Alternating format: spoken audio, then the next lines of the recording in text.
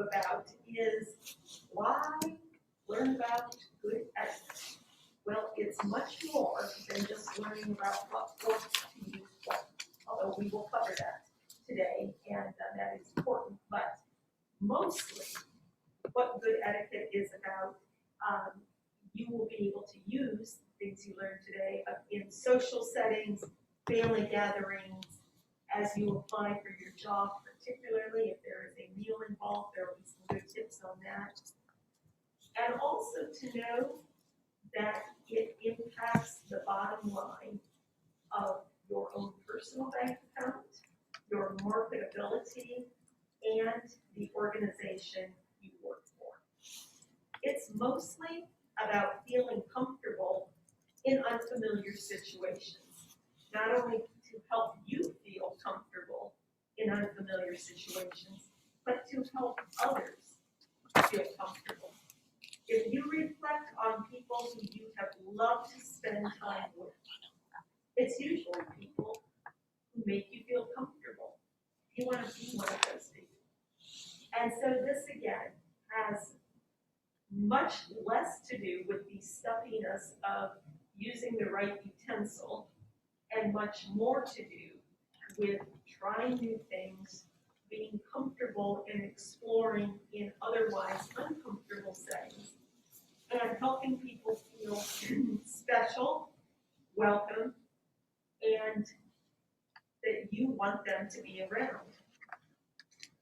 Please know that people who are really comfortable with this and adept at using good executive etiquette, they often are the people first considered for job promotions.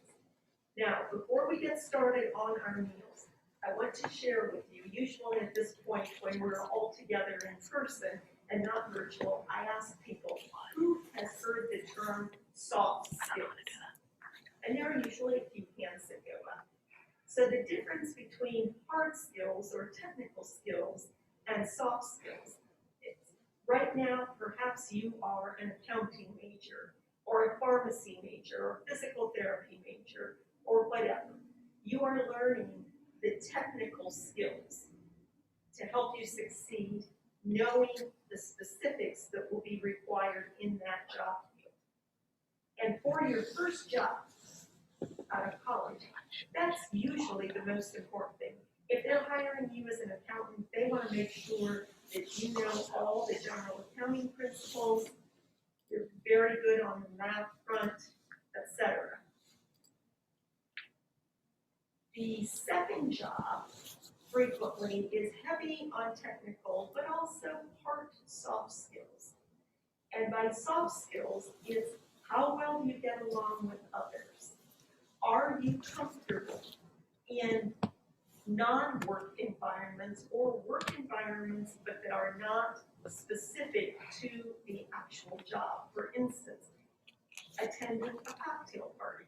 Are you the sort of person in a large group environment who is willing to sign up and take on a new responsibility? Are you somebody people want to be with? Those are soft skills. And so is having good manners, very much soft skills. And these influence hiring decisions and job promotions. We're now going to turn our attention to the meal, because much of the workplace, no matter what field you have to go into, a lot of things are done around meals. So we have 10 napkin time. Dr. Lotta, thank you so much for inviting me to partake in this opportunity to share all of my really good skills, my etiquette skills, with your audience. I'm just so excited about that. This is going to be so much fun. Ken, we're delighted to have you here today. And thank you. Yes, and we'll be seeing just how well Ken knows his etiquette. I have got the etiquette down pat. I have been eating my entire life. And there's a lot of silverware here, but I know the spoon is the one you put in your soup. See, and that's so like I said, incredible etiquette skills right here and this is how you test too. Okay, so perfect. let's just stop. Let's hit the pause button right Okay. here, okay? All right. I appreciate your willingness to participate and partake. All right, when it comes to sitting down, first off, we would want to, if we had a whole table here, we would want to be sure that Ken introduces himself to the other folks. Very Okay? rude of me. Hello, I'm Ken. So, Thank you for inviting me to dinner. when he sits down, if we can take the bib off for a second.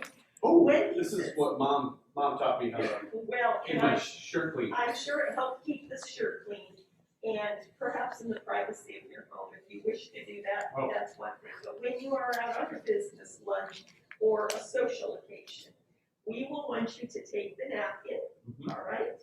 And usually just a nice fold, because sometimes they are rather large, and just put it in your lap, Okay. all right? All right. Doesn't do a lot for protecting the tie and shirt. But The lovely tie. thank you. Sure. We also wait until everyone is served before we begin to use the soup spoons, all right? So, well, right now, since you've already done this, we're going to just put Oh, it right there on the right there. side so we don't soil the limits. good idea. We also then, if the custom where you are is to say some type of blessing or prayer, we're going to wait till that is done, all right? If that isn't the custom, we're going to wait until whoever is hosting says, well, let's get started. You know, let's begin to enjoy our meal, all right? Can you eat the So- bread while you're waiting for that? Yeah. Because my favorite thing to do is to take the bread and split it open and make a little butter sandwich Yes, well, and we're use not, it. we're just going to leave the roll there now, all right?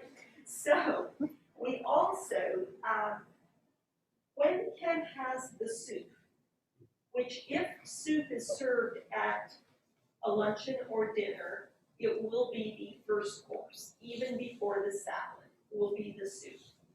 And oftentimes, there will be a separate soup spoon, all right? They have today the soup spoon up here, okay? And there are two proper places for the soup spoon. It could be right where that was, or it could be, if his teaspoon is here, the soup spoon will be to the far right, all right? And the easiest way to remember this is you eat from the outside in. Can you want to hold up the soup spoon and show them? Sure. So the soup spoon is a little larger, like that. Now, when you have your soup, you're not going to scoop it towards you, but rather you are going to have the spoon go away from you. Think of it like a ship going out to sea, all right? And the reason for that is it lessens the likelihood that the broth is going to get spilled on you. Oh, so that's why you put your napkin in your lap. Exactly. Get it all over your shirt. That's right. So go ahead. Okay, Ken, I'll you try. can enjoy that.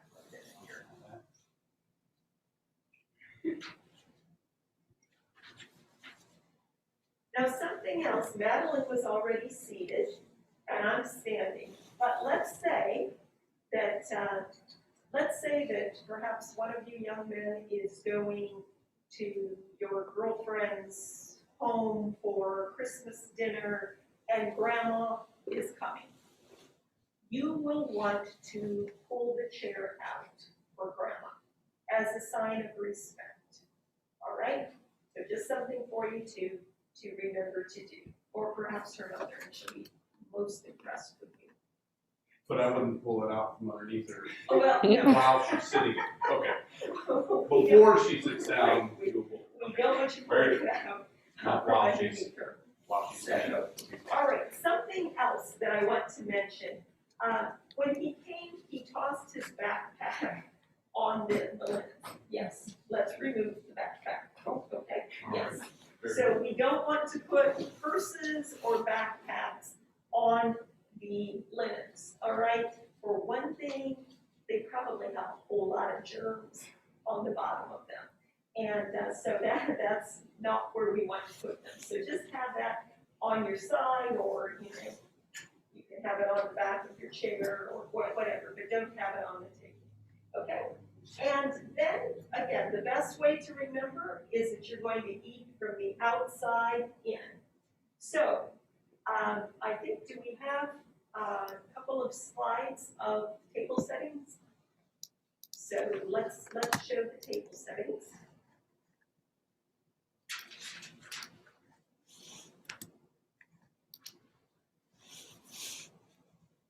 So, okay, so if you look at those table settings, you are going to see that there are a whole lot of pieces of silverware on the formal dinner place setting. And I'm not going to walk through each and every one, but you will be getting these slides sent to you. So I would recommend that you take a look, and you'll notice like that the fish knife, for instance, is shaped quite differently than the other knives. It's just good to become familiar with it. But again, the main way that you can not worry about so much of this is just know that as the courses come, you are going to be going from the outside in. All right?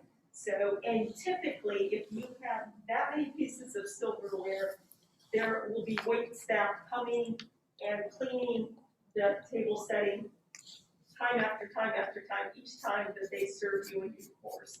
Okay, so that's a good way of doing that. Okay? Yep. So, how's that? It was wonderful, and I didn't feel anything on me. I was scooping up. This is so good. That worked good. All right, so good job by Ken.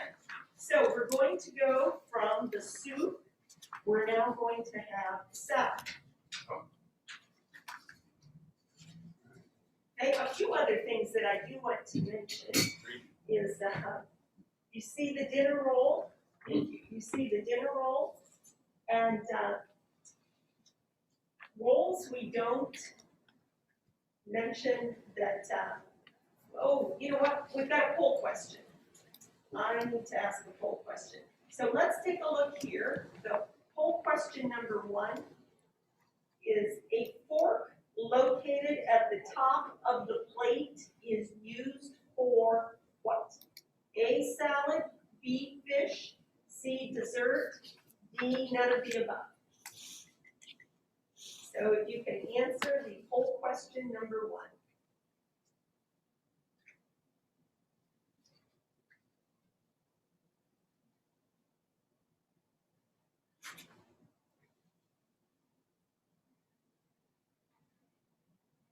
Everybody answered that?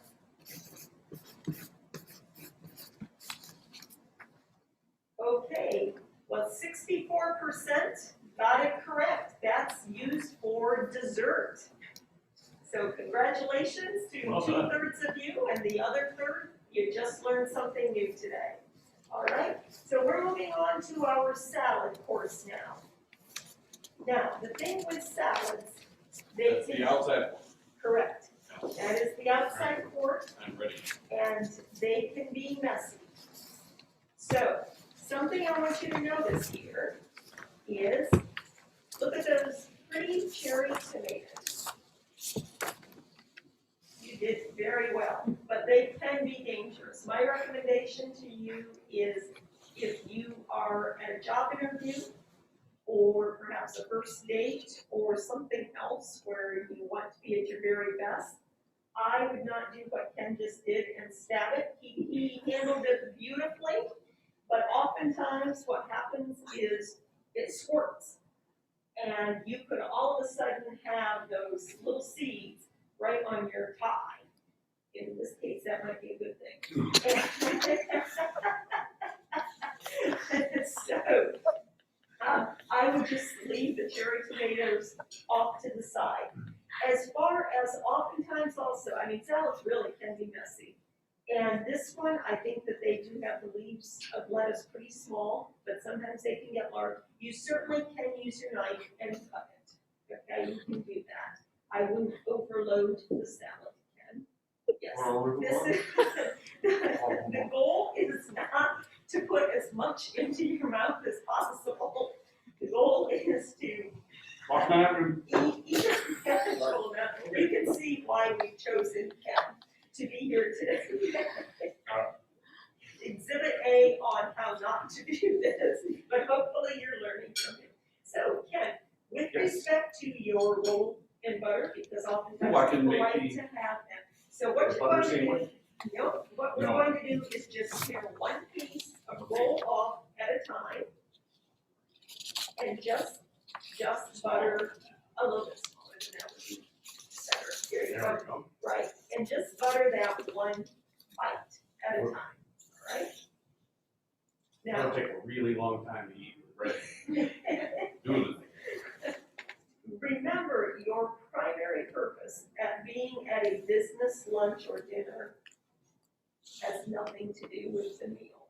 The primary purpose is for you to be conversant and to learn as much information as you can, and in the case of an interview, to share your key points that you've thought through.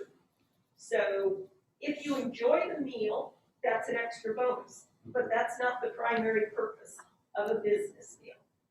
So now, in the case they serve a slice of bread instead of a roll, tear the slice of bread in two, and you can butter the half of that, okay? So there we are with that. So we've gotten through our salad, okay? And I think we'll want to go ahead and swap out the salad and get ready for the main course. Now, I do want to share a few other things with you to keep in mind, because oftentimes with a meal, alcohol will be served. And we actually have our wine glasses and champagne right here, all right? So we have a white wine glass here. We have a red wine glass. You can see the rounded bowl of it. We have champagne flute here, and we have our water glass. And again, these are all marked on your formal place setting that you'll see the slide of. So we're gonna have 3 drinks at every meal. So, you might think that's fun. Here's what I'm going to recommend. I'm going to recommend for a business dinner that you never have more than 1 drink. And there are a few reasons for this. For one, you need to remember everything that is said. Also, your job is to be as impressive, representing both yourself and your organization or company as possible. And you never want anyone to make any comments about you that would draw negative attention. So even if they have 12 glasses, when it's a business dinner, we're not going to do that. Okay? So if I like white, I would have the one. Correct. Okay? So, Cheers. so we have, for the meal, we're having chicken with some piccata on top, and we have beautiful little bundles of green beans there, and we have some pasta, which can always signal danger. All right? So you cut 1 bite at a time. All right? So very good. Actually, that was pretty good. I was intending to do way more on my plate. I wouldn't do it. So on the green beans, because they're pretty long, so I'm going to recommend that Ken, actually, you won't want to cut the whole thing, but just a small, yes. Yeah. To just cut an area that will make it more manageable. Okay, that's good. Slippery. Right. So a few other things. We want to watch for any danger foods. Now, what do I mean by that? We already mentioned about the cherry tomatoes. Also, sometimes, sometimes it might be lemon seed or lemon poppy seed muffins. Poppy seeds can get caught in your teeth, and you don't want to be sitting there at the table not sure if you should smile or not, okay?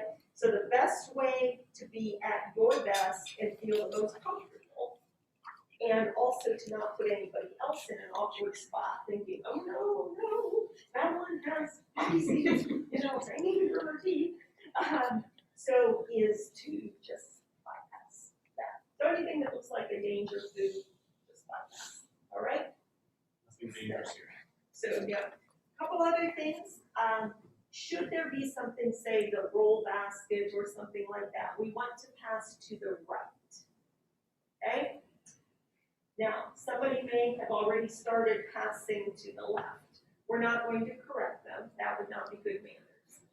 But if you are starting to pass something, you pass to the right. Salt and pepper go together. Okay? Yes. They're like a couple. Okay? So if somebody says, could you pass the pepper, please? Say sure, and pass the salt and the pepper. Because chances are good that somebody else along the way will want the salt. And so just keep them together. So, other questions that you may have, Ken? When do I have tea? So they may come around and serve tea at any point during the meal, or they may wait for coffee or tea afterward with your dessert. I would say with 3 drinks, you would probably need some caffeine. So, So, could be. Also, we've all seen this happen where a woman sitting at the table partway through the meal will decide, oh, I think it's a good time to dab my nose or to put some lipstick on or something. Don't be that person. All right, that should best be done in the ladies' room following the meal. People don't want to see you groom yourself during the meal. All right. So, now a meal can be a relatively great time and also can be a time of some relative stress, particularly if you don't know the foods. So Madeline, you're a senior, you're going to be graduating soon, going out into the big world. So what sorts of questions do you have that I might help you with? So if you're asked to go out to dinner for an interview or just with other people from the company, what are some good conversation topics that we can talk about at dinner? Great.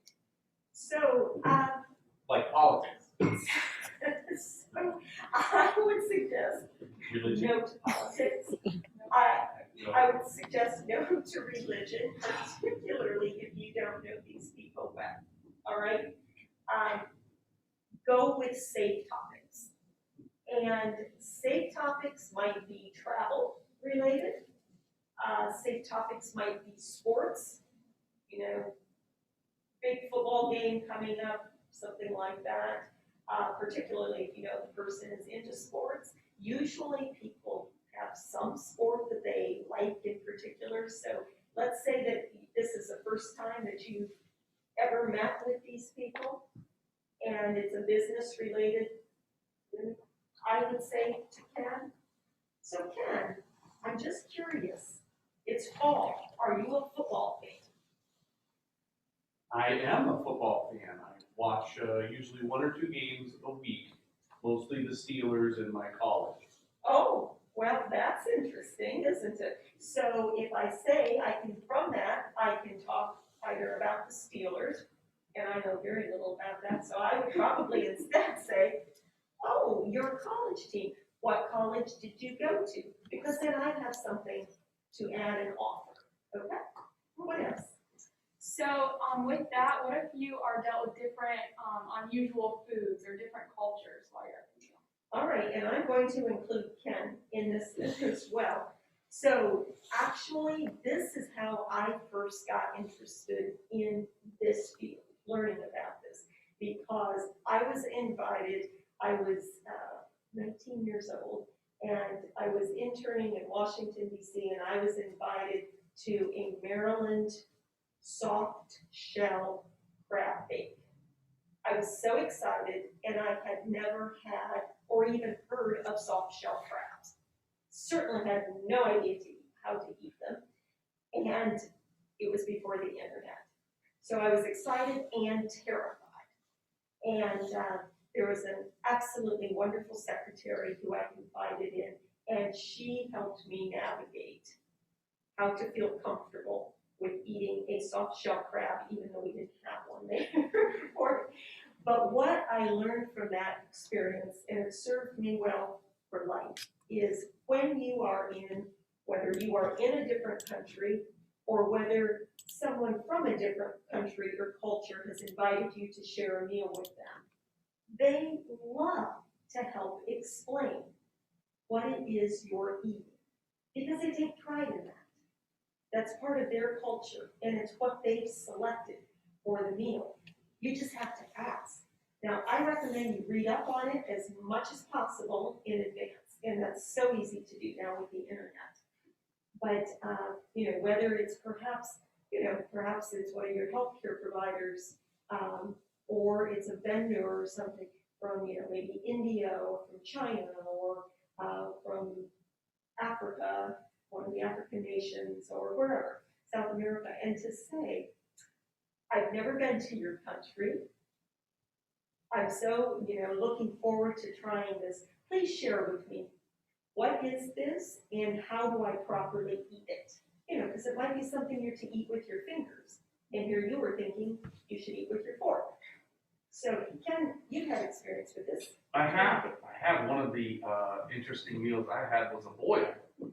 So I was out west and they did a seafood and sausage boil, and the pot was as big as half of the table. And when they were done cooking it, they took a big scoop and threw everything from the pot right out on the table, and it just ended up all over the place.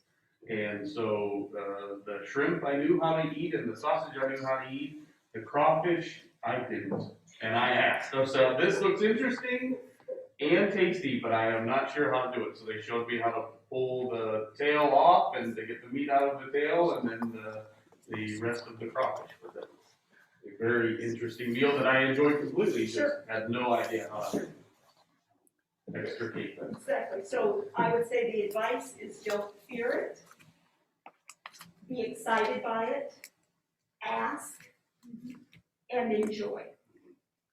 Awesome. So yes, some other, back on your question about other topics, perhaps museums, perhaps you're in a new city, you're at a conference or something, you could say to someone, while I'm here, what would be the top 2 or 3 things you would recommend that I see? Is there a particular museum or historical marker that I should go and visit and see? So those are all things that people enjoy talking about and aren't going to, quote, get you in trouble. So, all right, moving right along. So, Ken, you can take another bite or 2, all right? Yes. Something else I want to mention is showing interest in others is so critically important. That even if you're the one interviewing, you definitely are going to be the dominant speaker on that part, but you don't want to completely monopolize the conversation. So I would recommend always having a few questions that you plan to ask. Now again, if you're interviewing, you're going to want to ask them, tell me about the workplace culture here. Tell me about what it is that you like best about working here. That's always a good question to ask. If it's a case, again, that you are out with a vendor or someone who you're conducting business with, you're going to want to know what is it that you like to spend your time doing here, so that you have some idea of that. So let's say that a few other things that you might want to consider. Let's say that there is something being served either that you don't like or that you have an allergy to. Perhaps, let's say for instance, perhaps you're gluten-free and this role would not qualify. I would raise my hand and say, can you come take this? I cannot eat this stuff. I am a gluten-free eater. And I would suggest that would not be the way to handle this. They need to know. So if it is something, let's say that you have a terrible peanut allergy. okay? And truly, you could get really sick. Then the onus is on you before you ever get to the lunch or the reception or anything.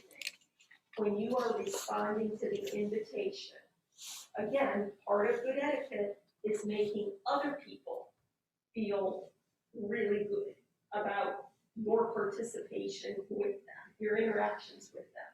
So to say. Even if they don't ask you Absolutely.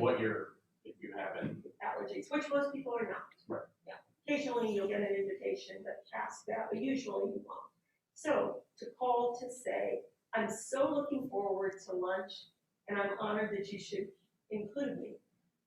Please know I had a very serious peanut allergy, so I just wanted to call to let you know that.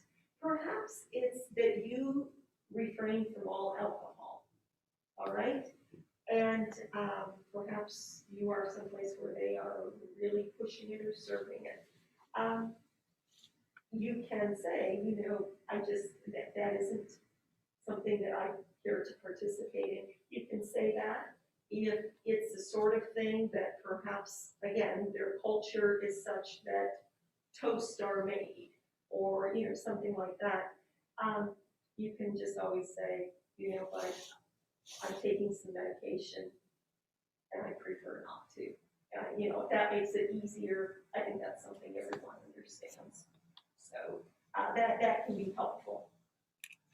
So any other questions that you have? What happens if your cell phone is ringing, or what's a good cell phone etiquette? Yes. So, cell phones. So. Hey Mama, how you doing? Yeah, no, I'm having dinner. It's all right, a bunch of people around.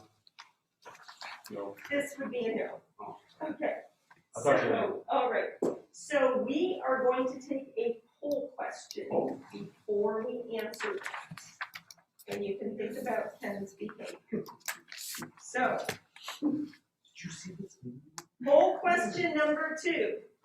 If your cell phone rings or you receive a text message while you are at a meal with others, you should A, answer or respond to the text at the table.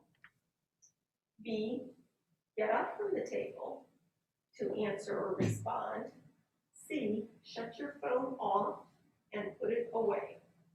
D, it depends on who it is. Ken chose to take his call out this month. So let's see how the full question goes.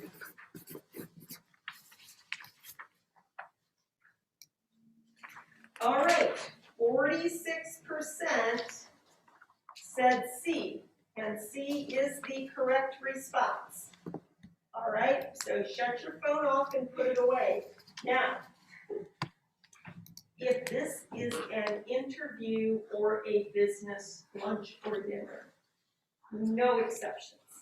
In fact, if it's easier for you, just leave the phone in the car, so you're not even tempted, all right? The only time I would say you can make an exception, if it is a business-related lunch or dinner, is if your significant other, child, parent is in the hospital and you're awaiting information on something like that. And then I would let whoever you are with know, so that they understand that if that happens, you will be getting up to take the call, not at the table. Marcia, would you also consider it a pretty good excuse if you have a snap chain running with somebody and you needed to respond to keep it going you know what I'm talking about? Yeah. Those are pretty important, aren't they? They're really When important. you have you could have 20, 30 days in a row of snapping back and forth, and if you miss that day, that you would lose the whole thing. And I'm going to ask, would that have to be done instantly, right then? Probably. What would you? I think you have You some, probably wait a little you bit. got 12 Till hours. after, Right, till yeah. after dinner. Okay, I see your point. Very good. He is a quick learner. So, all right, something before we move on, I would like to go over introductions. Okay, so often oftentimes you're going to be introduced or you're going to be the one doing the introductions. This is going to happen all the time, whether in the workplace, whether at a meal, whether at some sort of networking cocktail party or reception, okay? So let's say that Madeline is a student at University of Findlay. Let's say that Ken is a director of gift planning at University of Findlay. This story is starting to sound familiar. And I am the introducer, all right? So I would say something like, Madeline, I want you to meet Ken McIntyre, our director of gift planning. So I would introduce the younger person to the more senior person. All That way, right? if I'm hard of hearing, you could say it again. Yeah. That's not I would say it even a little louder and crisper. So, and when I do this, I will give a tiny little piece of information that would be helpful for them to start a conversation with. So I might say, Madeline, I would so like for you to meet Ken McIntyre, our director of gift planning. And Ken, Madeline Greenslade is a senior here at UF. And she's a marketing major, and I know she loves football. That's fantastic. Nice to meet you. So, today, we're not going to shake hands, all right? There may come a day Nice where to we meet shake you. hands again, but that's right, we might do the elbow bump. But by giving a tidbit of information, and I gave him actually 3 tidbits of information, he can converse with her. He can go in a number of directions. And I don't have to stick around long. I can go on and introduce the next people to one another. And they've got enough to build on for a little while. This is your senior year. How wonderful. What are your plans? Well, right now I'm looking into different internships and entry-level positions. Nice. So I think we're ready for another poll question. So we're going to do our 3rd poll question.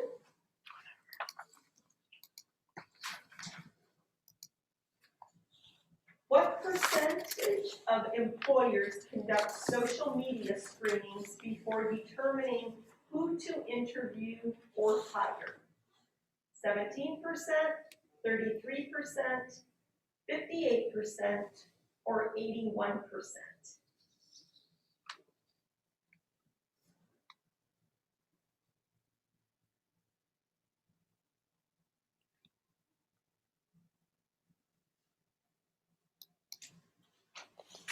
Should I hum the Jeopardy thing? You could.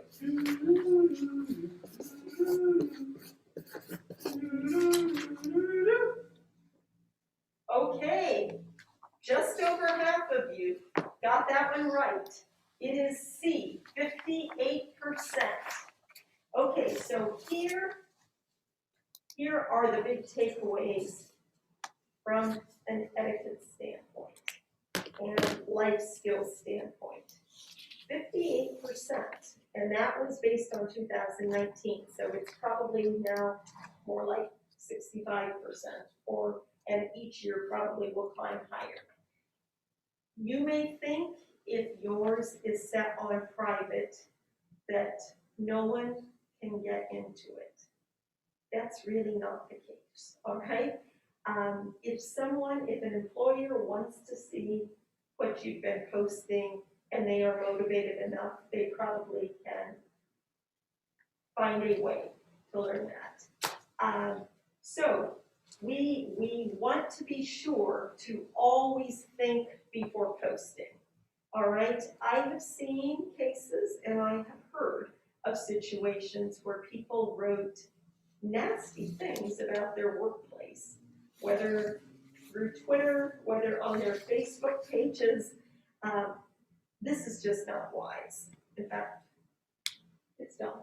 Yes. And you probably are not going to have a long shelf life at that organization. And it could be cause for termination just doing it. Yes. I mean, it's not Yes. like you can actually be fired for posting things about your organization. Also, if you send an email to another coworker with negative things about a different employee, first off, one never knows where that might get shared and how widespread that could be. Also, employers have the right to look in emails. There have been court cases on that, and every single time they win. So just know that. I'm sharing this with you so you can learn this now instead of hearing about it the hard way. So again, be careful what you post on social media. You want to be known as a positive, good force.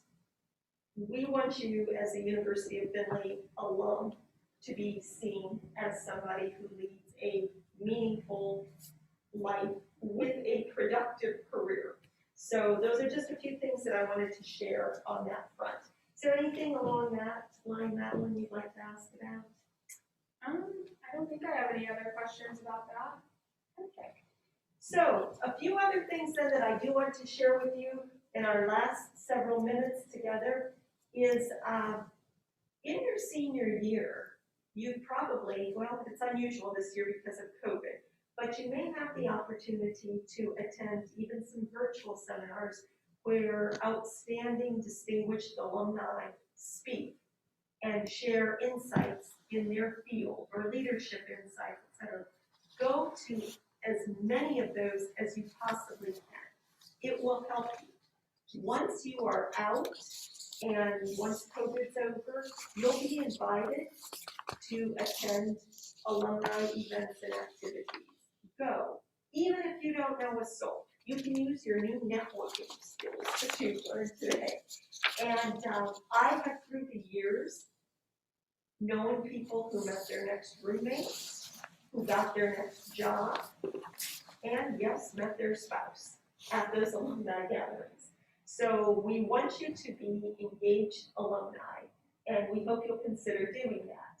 We also hope that just as you may have received scholarship aid to come here to University of Findlay, and that you have enjoyed taking courses in a whole number of buildings that bear people's names, or you enjoy going to our new beautiful Center for Student Life College Business Building, these were made possible by donors.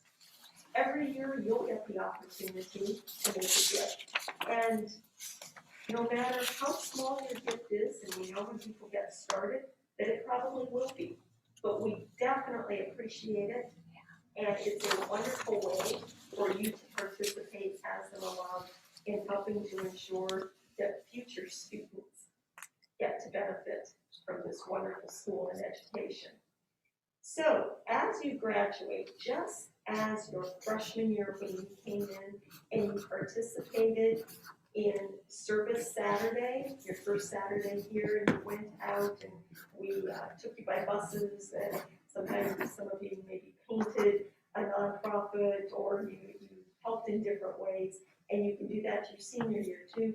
We hope that when you graduate and wherever you live, that you will be involved in the community. That's a hallmark of being a University of Findlay Toilet for Life, and we hope that you will be civically engaged. It's a great way to have a meaningful life. So, we want you to join a service club, find a nonprofit cause, be involved with your alma mater. The last few things I just want to say, we hope that you learned from this experience and that it will help you be relaxed and feel good about sharing with others and asking them to share, again, their thoughts, their customs, their culture, their expertise with you. Now, I'm going to turn this over to Madeline, who has a few special things to say to you regarding the senior class gift, philanthropy board, and of course, the magic word. And I want to thank Ken for being such a good sport and in sharing his etiquette. My tight etiquette skills. And before I do, one other thing, you notice this lovely tie. I wore this for you guys. when you are going to a special, whether it's an interview or you are representing your organization, that would not be the time to share your flashiest, most fun sort of thing. When in doubt, leave it out, okay? You want to be. So it would be a nice conversation piece for the meal. It would be a conversation piece for You didn't sure, ask. but perhaps not at the meal. It would be following the meal as they're leaving and they're saying, did Oh you my see goodness. that Ken's spot? So I did want to point that out. So, yes. So Madeline, I'm turning this over to you. Thank you. Alright. So first we want to mention that your secret magic word is philanthropy, so make sure to include that in your email to brittany.belt@findlay.edu. And make sure you include your t-shirt size in that email as well. So as Marcia mentioned, as we become alumni, we also have the opportunity for seniors to make gifts back and use their service to earn their philanthropy cord for graduation. So if you're interested in making a difference for an incoming freshman, please consider a gift for your class year or more to the Findlay Forward Scholarship Initiative. So that would be the second component to earning your philanthropy cord. And the third one is the service component. So to earn your philanthropy cord, you can log those service hours on the website at findlay.edu/gradclassgift. And then if you do have any additional questions on how to earn your philanthropy cord, you can also email Brittany for those. One last time, her email is brittany.belts@findlay.edu. So lastly, we would like to thank you all again for coming, but we have our winner of the $50 refinery gift card. So make sure you chat to claim that, but our winner is Katie Troush. So if you are on, chat to claim that $50 refinery gift card.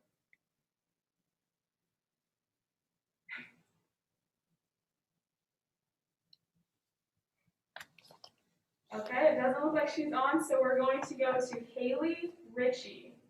Haley Ritchie, if you're on, chat to claim that $50 refinery gift card.